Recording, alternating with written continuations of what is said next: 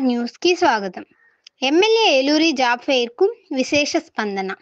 పెద్ద ఎత్తున తరలివచ్చిన నిరుద్యోగ యువత. ఎమ్మెల్యే ఏలూరి సాంబశివరావు సారథ్యంలో గ్రీన్ స్పార్క్ ఫౌండేషన్, హెచ్ఆర్కో సంయుక్త ఆధ్వర్యంలో నిర్వహించిన మెగా జాబ్ ఫెయిర్కు విశేష స్పందన లభించింది. ఈ జాబ్ ఫెయిర్కు 220 మంది యువతీ యువకులు హాజరు కాగా 55 మంది సెలెక్ట్ అయ్యారు. తొలుత ఎన్టీఆర్ చిత్రపటానికి మాటూరు మండల అధ్యక్షులు తాటి నాగేశ్వరరావు పూలమాల వేసి ఇంటర్వ్యూలను ప్రారంభించారు.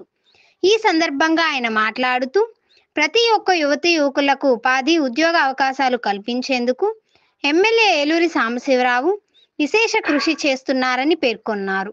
సొంత ఖర్చులతో ఒక ఫౌండేషన్ ఏర్పాటు చేసి దానికి అనుసంధానంగా మరో కంపెనీ ప్రతినిధులతో ఒప్పందం కుదుర్చుకొని యువతకు ఉద్యోగ అవకాశాలు కల్పనే లక్ష్యంగా పనిచేస్తున్నారని పేర్కొన్నారు. ఏపీలో యువతకు రానున్న మంచి భవిష్యత్తు ఉందని అన్నారు. రాష్ట్ర భవిష్యత్తు యువత చేతిలో ఉందని, యువతకు ఉద్యోగ ఉపాధి కల్పనే లక్ష్యంగా ప్రభుత్వం పనిచేస్తుందన్నారు. అభ్యర్థులకు చదువుతో పాటు నైపుణ్యాలను పెంపొందించుకోవాలన్నారు. ఉపాధి ఎక్కువగా ఉండే కోర్సులను నేర్చుకోవడంతో పాటు ప్రతి అంశంపై స్పష్టమైన అవగాహన ఉండాలన్నారు. క్రమశిక్షణ, పట్టుదల, కఠోర శ్రమతో అనుకున్న లక్ష్యాలు సాధించాలన్నారు.